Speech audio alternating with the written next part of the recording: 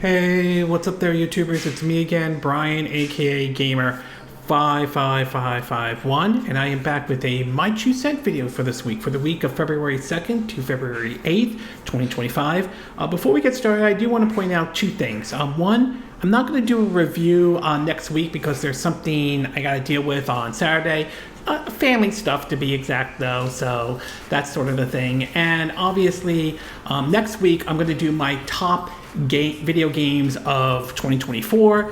Probably a small video mostly because this is sort of the week when my birthday happens. I'll be 43 years old, so happy birthday to me. I'm kind of getting old and everything like that. But just kind of a quick heads up for some of the stuff for this week and next week though. But anyway, we got 4 stories to cover, including basically a patent being found that indicates that could basically confirm the Switch Choose mouse functionality or feature though. Capcom talks a little bit more about Onimusha, the upcoming, the new Onimusha game, and the surprise of Onimusha 2 Samurai Destiny coming to multiple platforms. We also have be talking about Nintendo's latest financial report that talks about the Switch hardware sales and everything. And finally, some decisions made by Platinum Games that has certainly caught the attention of several of their fans, and it is, I would say, questionable at best depending on who you're asking. If you're interested where I got the source of these information, links will be in the description of this video, assuming you're watching this on YouTube. But before we get started, I like to do what I like to call the quick My 2 Cents, stories that kind of caught my attention, but I'm not going to go into a huge amount of details. The first one has to do with the fact that we are now learning that Nintendo will expand their Switch online servers, particularly with the online service though, particularly with the Game Boy Advance library, and that next week Wario Land 4 will be available for those who have Switch's online service. Certainly nice that they're adding that in there, although I do think they're missing some of the Wario Land games, like Wario Land, Super Mario Land 3. I think Wario Land 2 is in there. I'm not sure. It could be Wario Land 3. I'm not sure. But yeah, I'm glad that they're bringing that in. Hopefully, I would love to see, Wario Land Shake It get a remastered treatment and come to the Nintendo Switch or the Switch 2. And I would like to see a brand new Wario Land game if they ever do that. That would be really nice if that ever happens. We're also learning that reports that we might see a state of play for this February and everything. If that is true, I'm going to be very curious to see what Sony has to show during the state of play. I would say Sony's state of play, when compared to the Xbox, developer directs or their showcase or the Nintendo directs, I would say theirs have been mixed at best. There's been some good moments, but I feel like it never reaches the height that those two have done. So if the rumors are true, we'll see how this one plays out. We also learned that the writer who worked on the game Fallout New Vegas, which many hail as like the best Fallout game out there, has rejoined Obsidian as the creative director. While that certainly is great, those who were hoping that a New Vegas 2 was going to happen, that doesn't seem to be the case, as it doesn't sound like there are any plans at this time for New Vegas 2 or anything like that. Obviously, Obsidian is working on Evolve, which comes out this year, and of course the Outer Worlds 2, but who knows? Considering the fact that Obsidian is now owned by Microsoft along with Bethesda, who knows? It's possible we could see a Fallout New Vegas 2 if that ever happens or not. We also learned that supposedly Konami may be working on a new Castlevania game, and it could be basically in the AAA side of it though. I am kind of mixed on this if this report does turn out to be true. Konami's reputation has not been great over the years, and there has been some questionable decisions that they have made. On the other hand, the so-called remake of Silent Hill 2 seemed to have done very well for them. So it's possible this new one could happen and everything like that. But we'll have to wait and see, and we'll have to wait until Konami officially confirms this. We also learned that Microsoft has officially confirmed that Age of Empires 2 and Age of Mythology will be making their way to the PS5. So obviously this continues Microsoft's trend of bringing more of their games to multiple systems. Again, Some folks agree with this approach, some don't, but in either case, Microsoft is doubling down on this. So obviously for strategy folks, this certainly would be a good thing if you're into it though. And while they haven't officially confirmed this, and we don't know if this will officially happen, I won't rule out the possibility that these games could also make their way over to the Switch 2. Again, we don't know if that is officially going to happen, but I certainly won't rule it out indeed.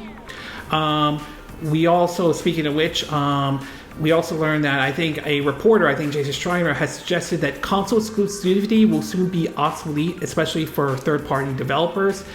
I'm kind of mixed on this response, though. Again, nothing against the reporter, nothing against Jason Schreier, assuming this is the person who wrote it, though. But I'm not 100% sure about that. Now, in terms of third-party exclusive, I could see that happening to a certain degree. I could see there, as we saw with Square Enix, that they've now pushed for more of a multi-platform approach. But as far as console exclusivity, I'm just not there yet, especially when you look at Bayonetta 2 as an example where basically Nintendo was willing to 100% fully fund that game in exchange of making it exclusive to their system. So I'm not 100% sure about that or anything. We also learned that the organizers for EA and ESA have launched a new event called IICON. Supposedly it's gotten the backing of Nintendo and other big players as well, and supposedly they'll be doing this next year.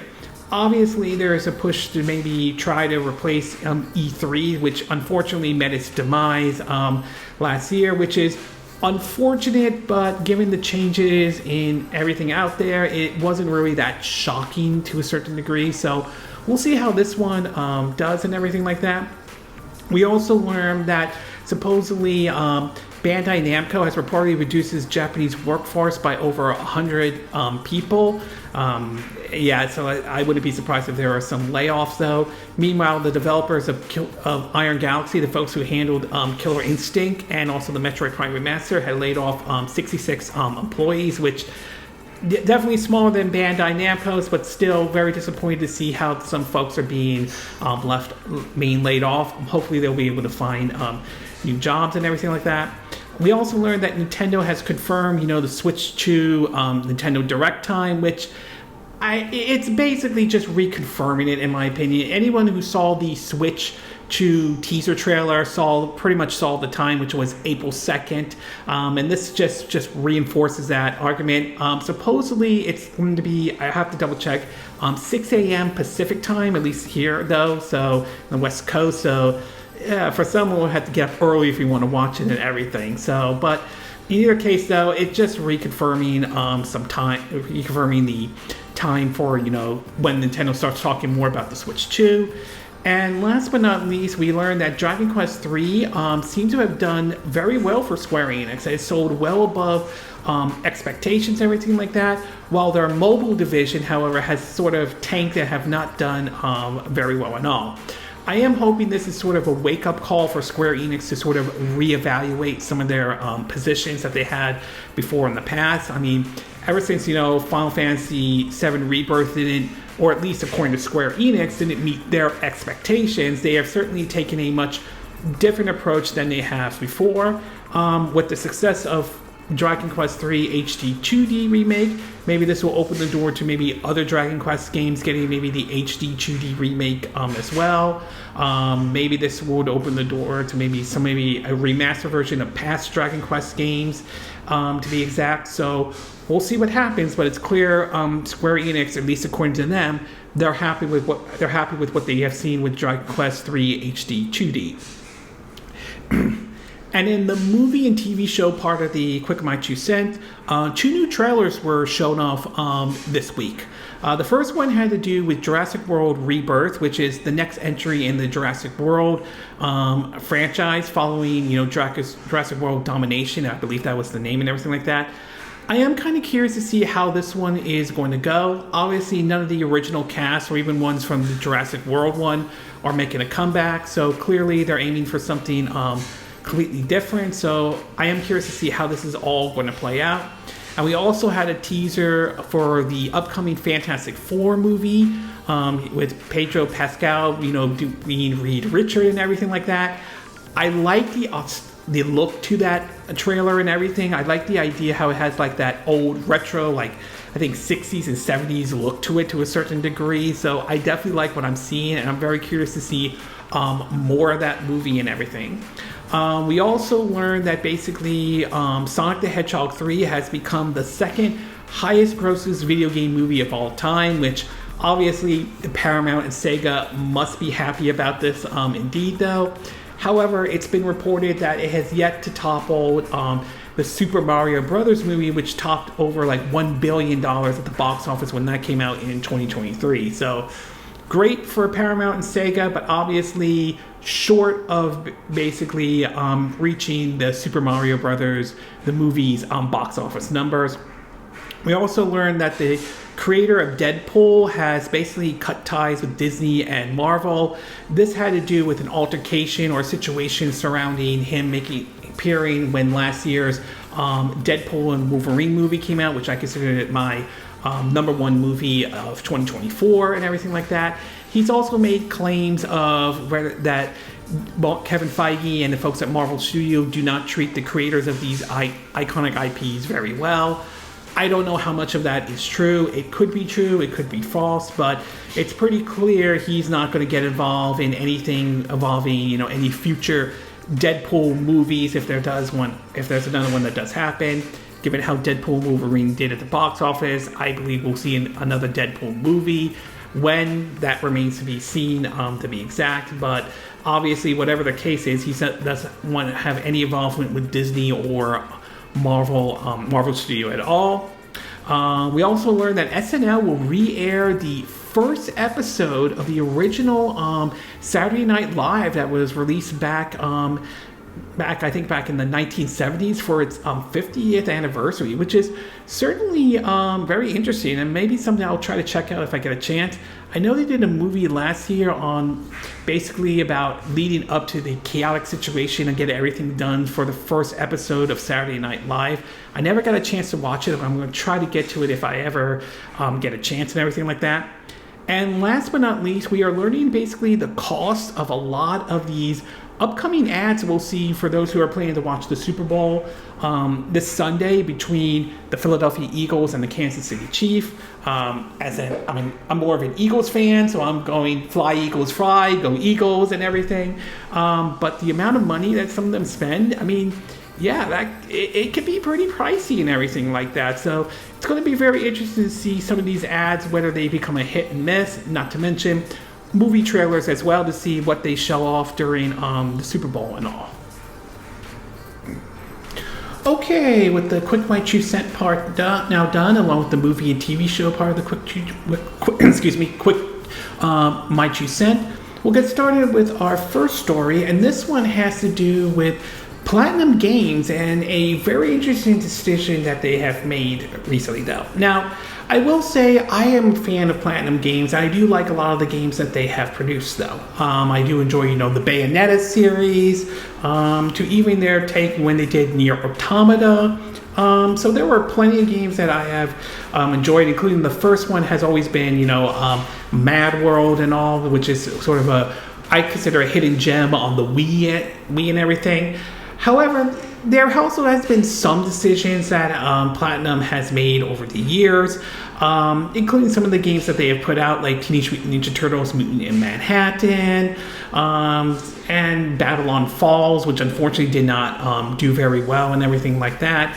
There have been some games that Platinum hasn't always, hit the right mark and all. Well, recently, Platinum has made some decisions lately in terms of removing some of their games that they have worked on from their company website and everything like that. In an article from both Video Game Chronicles and Nintendo Life, it reads that, quote, this one's from Nintendo Life, developer and publisher Platinum Games has wiped a bunch of games from all work section of its official website, including an in-depth in development project. This was from Eurogamer. No explanation has been provided regarding the change, but the games such as Star Fox Zero, Transformers Devastation, Mad World, Soul Cresta, and Teenage Mutant Ninja Turtles Mutant in Manhattan are now nowhere to be seen. Another title wiped from the page is Project GG, an in-development title that many believe has now been canceled following its removal. No official confirmation has been given at the time of this writing, but if you look forward to this one in particular, you might want to set your expectations. For reference, the games that now remain are Ninja Gaiden 4, which is in development though, looking forward to that one. Bayonetta 1, 2, and 3, Bayonetta Origins, Nier Automata, Metal Gear Rising Reverence, Vanquish, Astro Chain, and the wonderful 101. As far as Project GG, the status remains uncertain, although I would say if they removed it, the odds are that game is never going to see the light of day. One of the producers at Platinum, Gene Pierce Combs, if I'm saying his name correctly, is saying, criticizing the website's update on Saturday, stating that the developers were erasing its history. As someone proud of working on those games, I feel deeply insulted by this, according to him. As far as Project GG, we know that Hideki Kamiya left Platinum back in October 2023, so it's most likely the game is dead at that point. He mentioned how he won't comment on the status of Project GG, but he admits he regrets not being able to see the project through completion. He made a similar comment about Scalebound. Some of this decision I kind of agree with on Platinum, and some of it I disagree. Like, I can understand they wanted to remove games like Star Fox Zero, which is a bit unfortunate though, and Teenage Mutant Ninja Turtles Mutant in Manhattan, mostly because those games weren't well received. But others like Mad World and Soul Cresta, I'm not really 100% sure why you would move those games. To be exact, though, I think that is a dumb decision on Platinum's part. At least that's how I'm seeing it, though. But I will say I do kind of agree with this former producer, what they're saying. I mean, you are erasing your history in terms of the type of games that you are working on and everything like that. And it does raise the question about Platinum's future and all. And many are concerned about the company's future, especially with the departure of a lot of folks who were there during when Platinum was beginning and everything like that, though. But so far, right now, it seems their future seems to be all right for the time being. We know they're working on Ninja Gaiden 4. We saw that during the Xbox developers direct and everything like that. So I will say it does seem to be things are doing fine over there, at least for now. Time will ultimately tell, but at least in that case, they're doing okay. But I can see why some folks are questioning some of this decision that Platinum is doing. So overall, I would say very mixed on this, though. I can understand some games, though, because of, the bad reputation it's gotten. But others games like Soul Cresta and Mad World, to me, I just feel like that just doesn't really make any sense for them to not acknowledge those games or erase those games from history and everything. Okay, we're going to take a quick break, and when we get back, we'll get to part 2. And this one has to do with basically Nintendo's financial report that came out regarding the Switch 1 and everything like that. So we'll take a quick break, and we will be right back.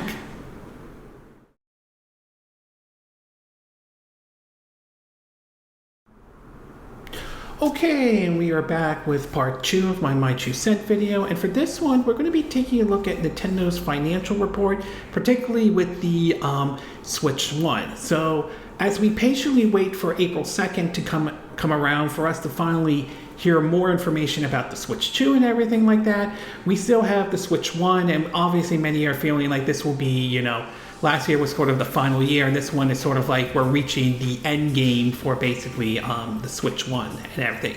Well, Nintendo has released their financial report this week, and it does seem to indicate that there is sort of both good and bad news. Not bad in terms of negativity like, oh, the Switch is dead, Nintendo's in ruins, but negative in terms of it seems that it does sound like, although things could change. Unlikely that the Switch 1 will overtake the PS2 and everything.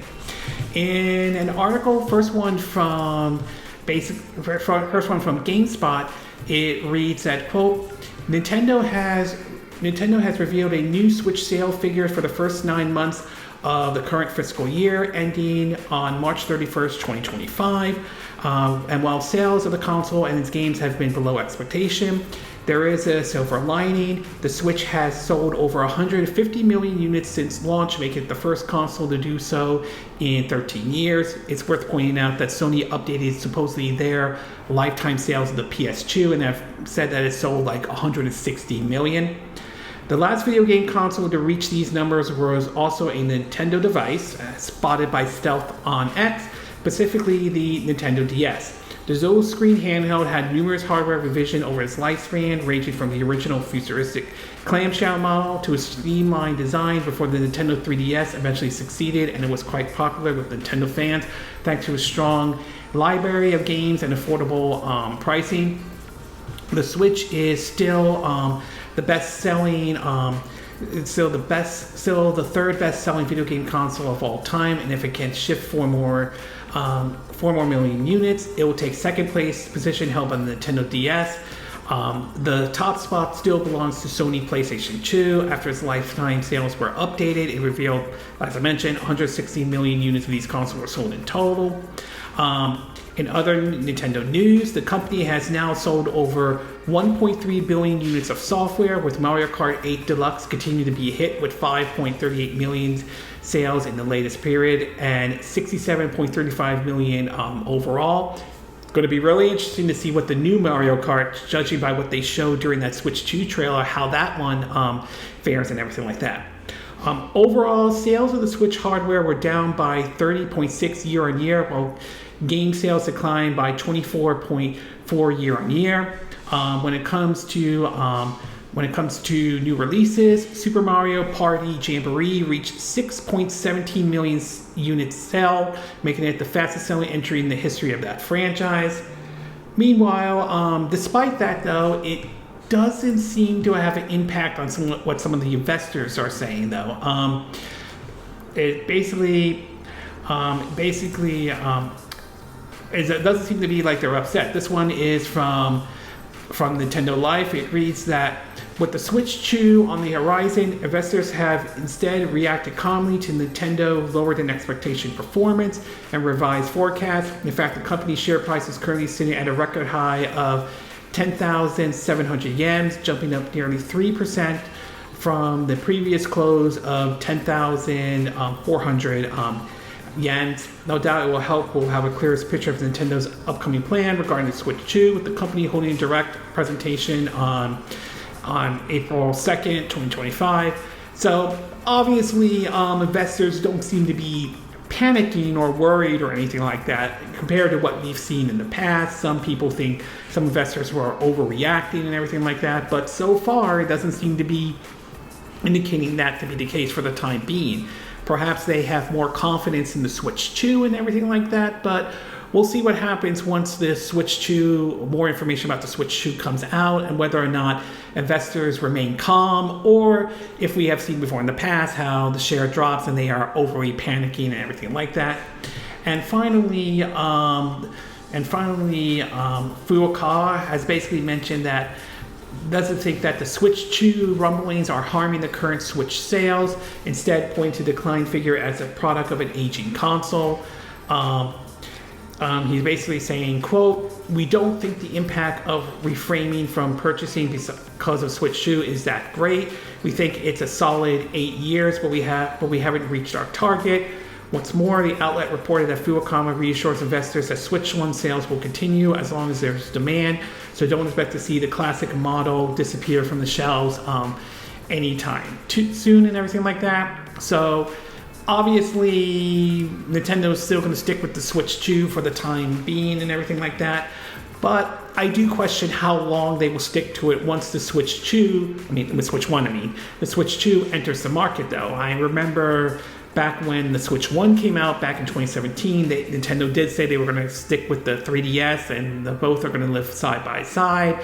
But following the remake of Mario Luigi Superstar Saga released on the 3DS and how that did not perform well for Nintendo, they basically changed course correct and focused more on the Switch, and then the 3DS eventually retired. So I do wonder how long Nintendo will stick with the Switch 1 and everything like that once the Switch 2 finally hits the market and everything. So time will ultimately tell, so we'll have to wait and see. But right now, the president of Nintendo doesn't feel the hype for the Switch 2 is having an impact on Switch 1, at least for now and everything. So overall, I think the takeaway from the report is that there's both good and bad news on it, though. No doubt the Switch 1 is still doing very well, but obviously it looks like there's a good chance it may not overtake the PS2 lifetime sale. It does seem to indicate that there's a very good chance it could overtake or hit close to the Nintendo DS's lifetime sale, but time will ultimately tell, and we'll have to wait and see. But obviously, investors aren't panicking, and even Nintendo themselves are not panicking. So obviously, this isn't really surprising by some of the numbers that come out, but I'm pretty sure a lot of folks are still waiting to hear more information about the Switch 2 and all. Okay, we're going to take a quick break, and when we get back, we'll get to part 3. And this one has to do with some information regarding Onimusha that Capcom spilled during their Capcom showcase, plus an interesting neat surprise as well. So we'll take a quick break, and we will be right back.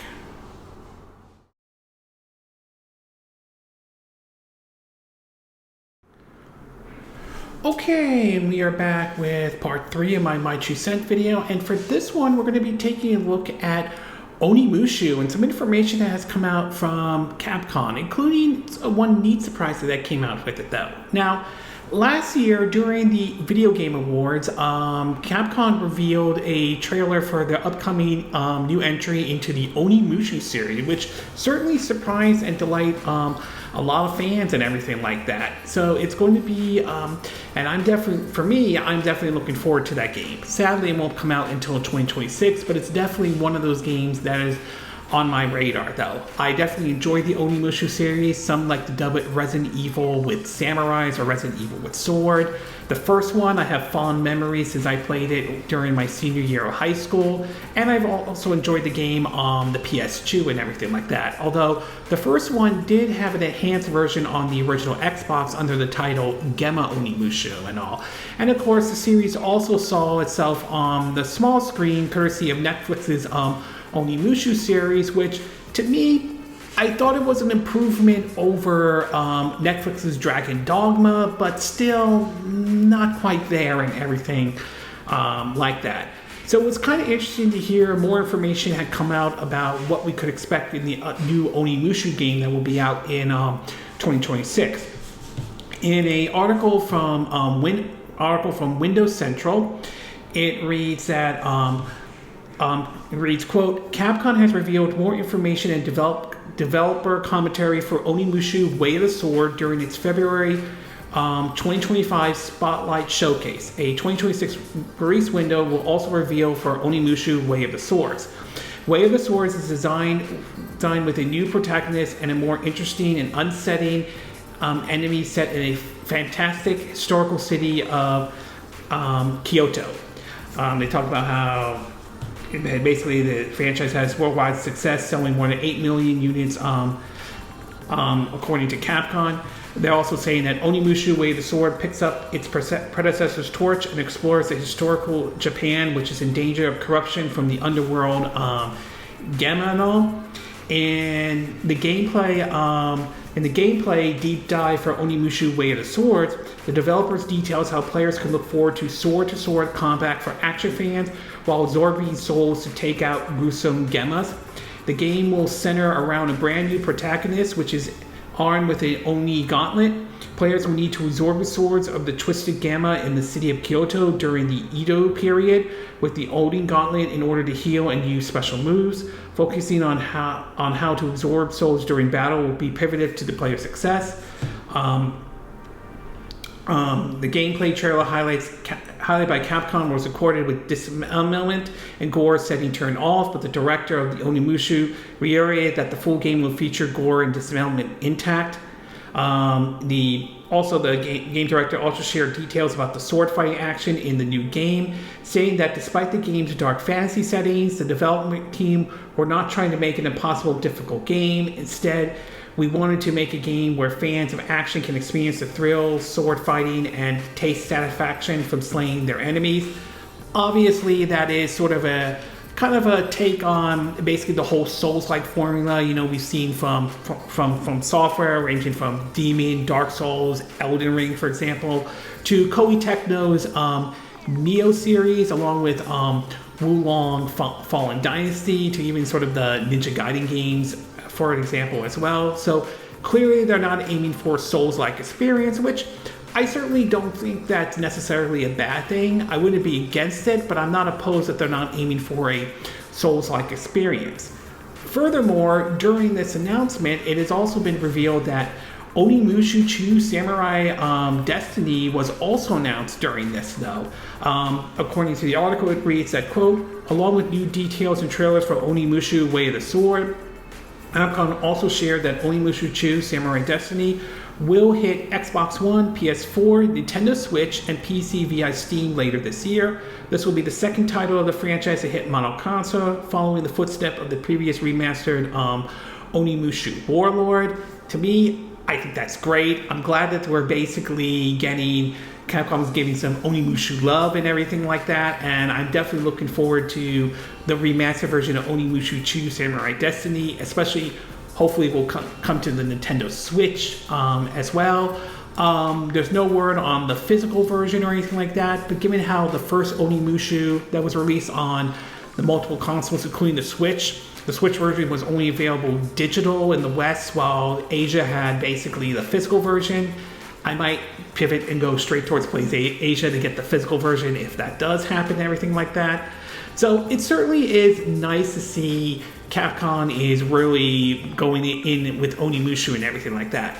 I'm hopeful at the very least that before Onimusha Way of the Sword comes out next year, I'm hoping to see maybe Onimusha 3 Demon Siege and Onimusha 4 Dawns of Dreams make their way over to the modern consoles, the remaster, including the Switch, maybe the Switch 2. I would like to see those games come over before the new Onimusha game comes out and everything like that.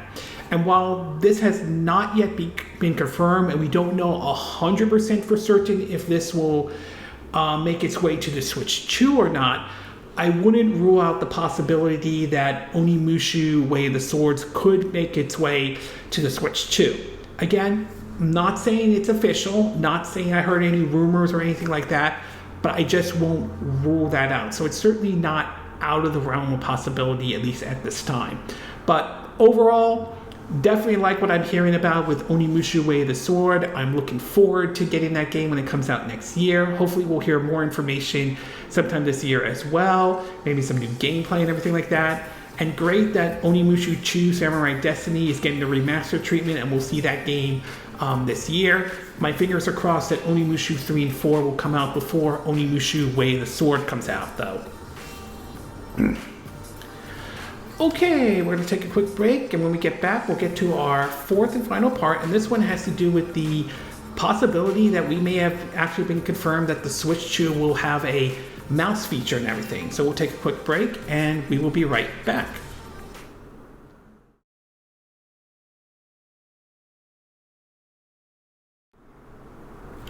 Okay, we are back with our fourth and final part of our My Two Cent video, and for this one, we're going to be taking a look at supposedly a patent that was revealed that could in a way, or may have officially confirmed the Switch 2's interesting feature and everything like that. Now, when that teaser trailer for the Switch 2 was shown, they showed off a couple things ranging from, it clicking onto, the Switch system and sort of the Joy-Con grip, supposedly confirming, if this is true, the magnets to it though. But another feature that was showing two of the Switch Joy-Con controllers like racing around and everything like that. Now, There have been rumors for quite some time that, excuse me, that there may have been that one of the features of Switch 2 Joy-Cons could have is sort of a mouse-like feature and everything like that. And the teaser trailer kind of, sort of, let's just say, teased a little bit of that, and many people assume that is the case.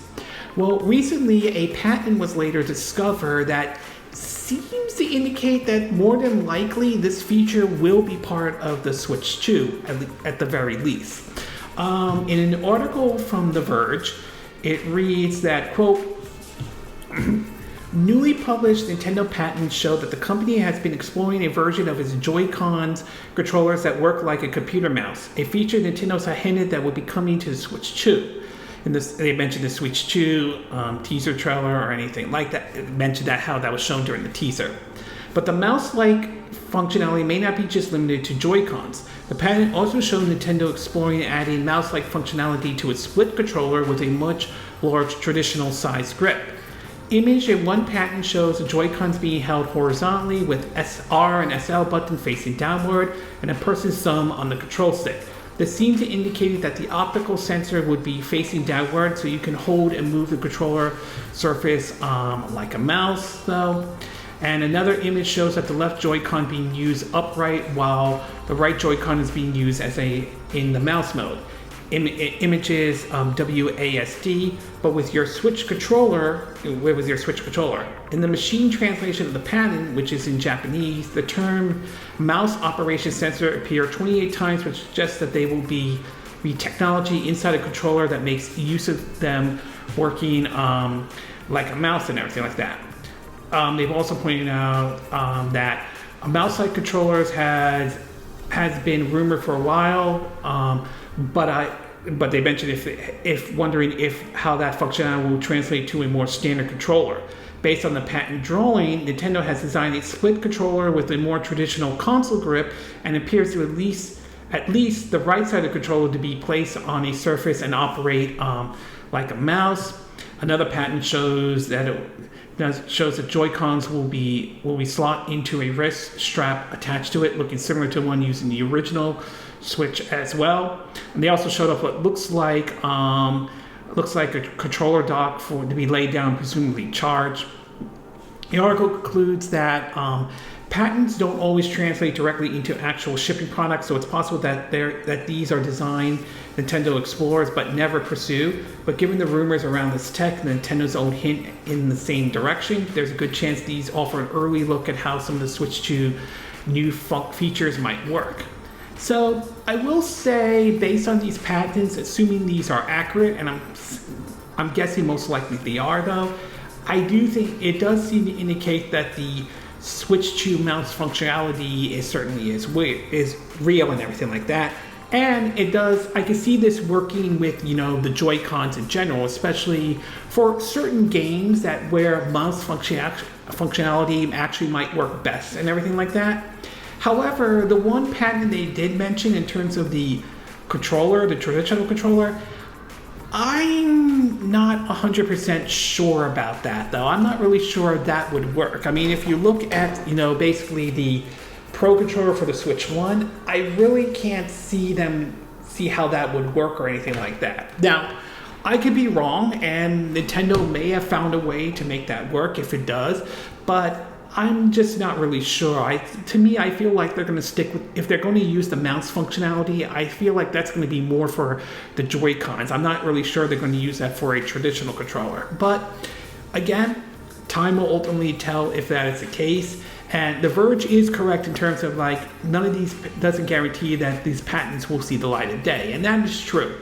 Companies have filed patents all the time. Some of them do see them in the light of day, some of them don't. I mean, I remember when Switch was originally known as NX, and there were multiple patents out there and everything like that, until we finally saw what the final product would look like and everything like that. So it's possible that that Detachment Pro controller might look different than what the final Pro controller might look like. But again, we don't know until we officially see it and everything like that. But I do think, judging from the patents and what we saw at that teaser trailer for the Switch 2, it's sounding more and more likely the mouse functionality is real and everything like that. And I'm very curious to see how developers, including Nintendo themselves, how they will utilize that feature and all. So overall, interesting patents that came out though. I definitely can see the mouse functionality on the Joy-Cons.